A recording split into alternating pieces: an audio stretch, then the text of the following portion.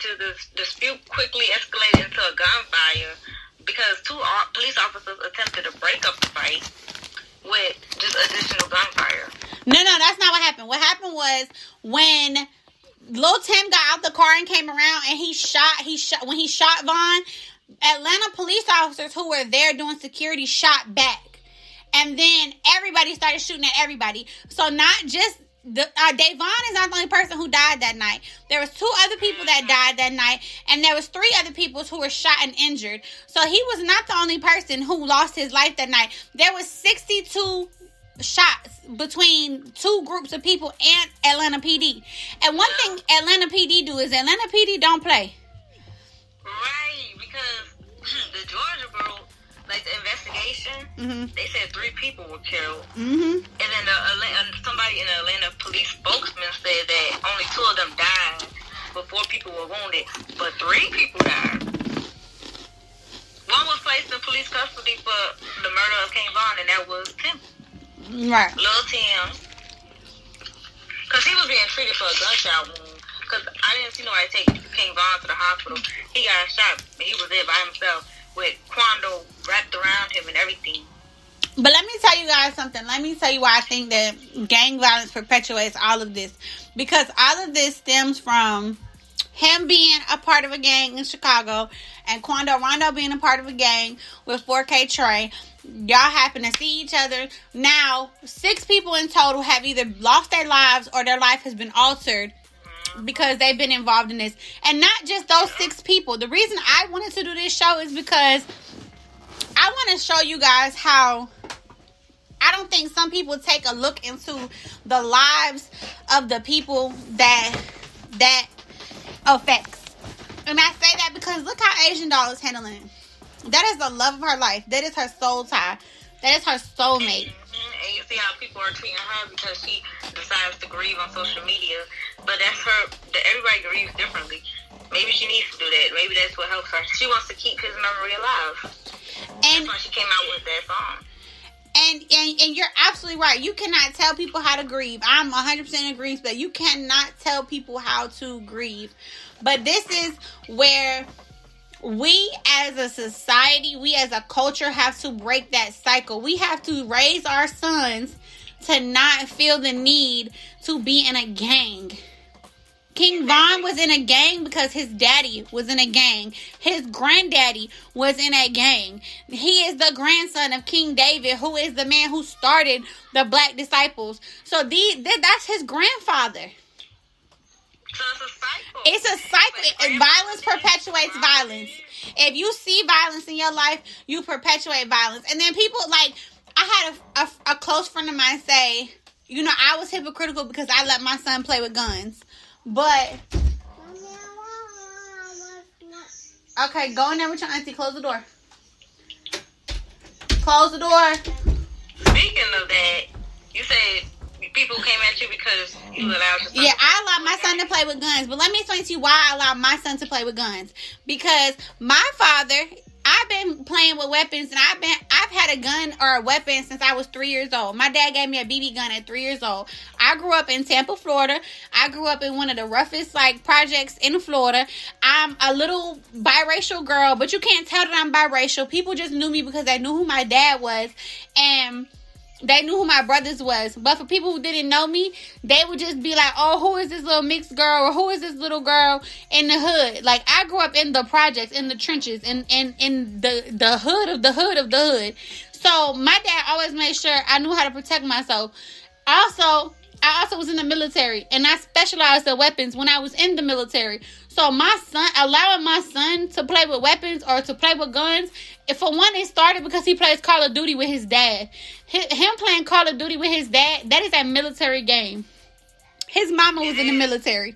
So I don't have an issue with my son playing with guns. And I don't think that we should not teach our young men how to protect themselves. But I think that women we have to fortify our sons, and we have to fortify our daughters that they don't feel the need to go join a fucking gang. Because little do we know, our son's going to be the ones protecting us. Exactly. Like, not only that, but I feel like it's a cycle. When you see something your whole life, at some point in time, you have to be the one to break the cycle. I feel like Vaughn moved to Atlanta to get away from O Block, to get away from the gang violence. And I think it just followed him. And this industry beef with this other rival gang, it really just like took a toll. And then it broke my heart when NBA Youngboy, because everybody was thinking the NBA Youngboy called this hit. Everybody was saying that NBA Youngboy is the one who told Quando Rondo to do this because of Jania. Because Jania is actually NBA Youngboy's baby mom. And NBA Youngboy came out and he was like, we didn't see eye to eye and we didn't get along. And he went like my partner, like my day one. But I also didn't have no beef with him either. And I didn't want to see him dead either. Like, I like his music. Like, I didn't have no beef. Came on like his music too. Right. Like, it's like a lot of people who was so-called beefing with Youngboy actually was listening to his songs. And then Youngboy came out and said, I'm in a really dark place right now because there was never no beef that man should have lost his life over. And so it's like now you have Quando Rondo, who you killed somebody over somebody else's baby mama who ain't your baby mama. And now for what? Like, what did that man really lose his life for? No real beef with that man. And on top of that, they was both cool at one point. Right. And now you have Young Dirk, who is putting an $8 million bounty on this man's head.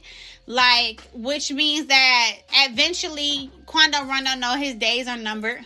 Quando Rondo know that. They're looking at it as if he wouldn't have did that, he started all of this. But in all reality, they gonna kill him because they can't get to Lil Tim. Because Lil Tim's already in jail. He the one who actually killed him. So they can't kill Lil Tim, but they can kill Quando Rondo. Baby, when Lil Tim get into a goddamn prison system and he in the Georgia prison system, baby. He gonna get killed in there too. Regardless. For $8 million, I know a couple of inmates that are off his ass for $8 million. The thing is, this ruined Quando Rondo's career because when his first show got canceled, he was trying to do a show in Savannah, and he posted it and everything to let everybody pull up. So he wasn't scared because he already knew he had his people with him. He was gonna be protected, and they canceled it. The officer shut it down because they already know what it is. Right. You're not about to bring that over to where they work at. You already have people looking for you. You're not about to bring all that drama. And so let me ask you this. Do you think that Lil Durk and them should retaliate, or do you think they should just let it go? Let it go. Because my thing is, Lil Durk and them did the same thing with FBG Duck. They did the same thing with this man. But when it happens to one of their people, they want to be putting hits on people and they want to kill somebody. How you think FBG Duck people feel? Okay, so that brings us to this topic. I feel like gang violence has desensitized our culture to the tune of death is not held in high regard anymore. Like when I was growing up, it was three things when I grew up that you didn't do. And I grew up around all the hood niggas. I grew up around all the plug. You know what I'm saying? My daddy was the plug. So I grew up around all the street people. Like, so it was three things that they taught us that you don't never do. You don't never talk about nobody's wife, nobody kids, nobody dead homies. That was the three things growing up. And that's the 90s. I grew up in the 90s. Like, I'm a 90s baby. I was born in 91. So in the 90s, that was just something you just didn't do. And then loyalty was everything. Like, that's the one thing I can say my daddy gave me before he died. Like, it's loyalty over everything. So when we was growing up, you didn't talk about people dead homies. Like, if somebody was to ever get on this little blue app and talk about my daddy, baby, I would shut this shit down. Like, I'm going to die by my respect. And I'm going to die by my daddy respect. Y'all get out of his box. Get out of his box. Go play. You can go play in it. I don't want to play. Well, what you want to do? You want to come do the show with me? Come on. Right, they're making it seem like death is more of a celebration. Like when Vaughn died, it was so many people who coming out was like so grateful that he passed. Can we have some? they were saying like they smoking on bond now. So my thing is, you don't beat all your murder charges to get murdered. Because I'm looking at it from both sides. Right. He should have never been fighting. No, you can't have it. Home. They should have took him home, but they didn't take him home. True. But you shouldn't have been fighting. You have kids. You have a career. You have too much to You lose. have money on the line. You have way too much to lose. We fighting some little ass boy. So sometimes you like. That's why I said I had this meme. It says things cannot be undone out of anger. And what he did was out of anger. And it was. Because he was angry. And she's absolutely right. Certain things cannot be undone out of anger. You can't unsay certain things. You can't undo certain things. Certain things just can't be undone out of anger. And you see this little person right here? This is my son. And I do everything in my power to raise a young black man that's going to know that he don't have to join no gang. He don't have to be involved in none of that. Like, my son gonna be able to stand on his own as a man. And it's not to say that men who are in gangs can't stand their own, but a lot of these men join gangs at ages like 9, 10, and 11. You know what I'm saying? Like, don't touch nothing. It starts from at home. Go. And it starts mainly around home. Give me this. And you know, like, the one thing I will say is like with Ratchet, for example, I was so shocked when he told me like how old he was. I was like, what? Like, I would kill my son. Like, why? Why is like no? Like, but like you said, it starts from home. It starts from what you give them. What are we instilling in them that leads them away from that? Like, no harm to any parent, but if your child turns into a gang life, it's something wrong with you. You ain't do everything in your power to get them to stop.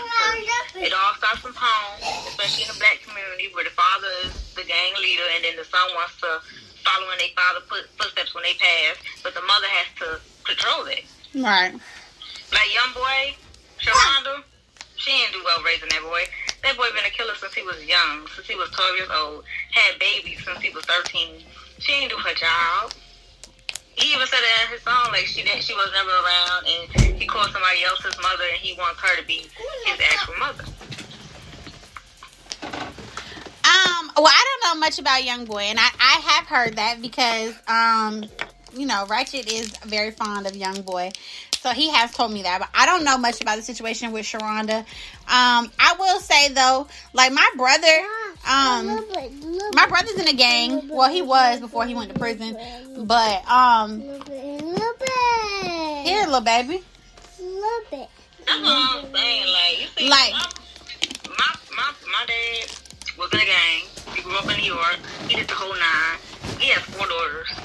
We left New York and came up north to Maryland so we could avoid that. You don't see none of us being in no gang. right.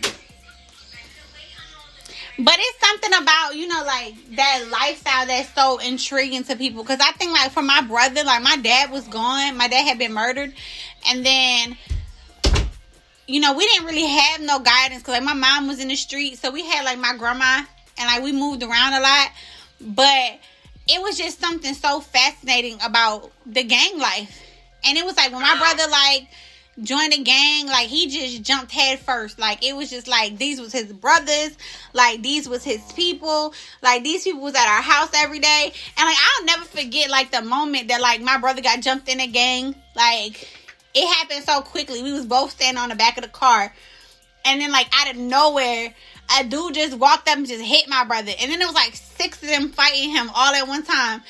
And I was just, like, so shocked. Like, what the fuck just happened? Like, I had no idea, like, what the fuck just happened. But after that, like, he just joined. Like, he got in so, like, deep and so, like, head first. And it was just, like, amazing to watch him grow up. And, like, to see the man that he is now and, like, the conversations we have now. And, like, I asked him, you know, like, why? And he was like, because I didn't have nobody else. Like, he felt like he had to protect me because I was his little sister. And then he didn't have a dad. He didn't have brothers. He didn't really have any friends. Like, when we moved to Georgia, we didn't have anything. And, like, people was like, first of all, like, when you go from